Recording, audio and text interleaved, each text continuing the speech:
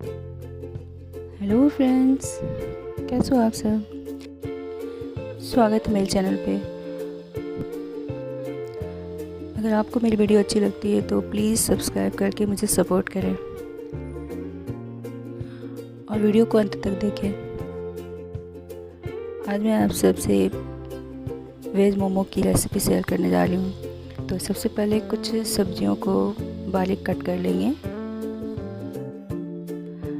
अब इसमें अदरक मिर्च लहसुन का कुटा हुआ पेस्ट डालेंगे, नमक डालेंगे और फिलिंग तैयार हो गई। अब मैदा में 2 चम्मच तेल डालकर एक सॉफ्ट सा डो तैयार करेंगे।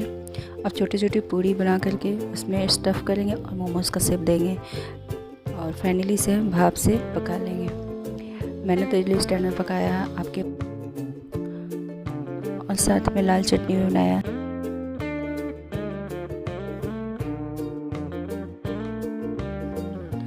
Like, comment, share and subscribe करें। Thanks for watching.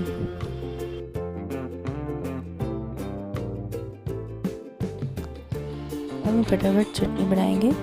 तो 4-5 बड़े टमाटर के साथ 8-10 लाल मिर्च डालकर बॉईल करेंगे और दूसरी तरफ कढ़ाई में 2-3 चम्मच तेल लेकर थोड़ी सी राई डालेंगे और लहसुन मिर्ची का कुटा हुआ पेस्ट डालेंगे।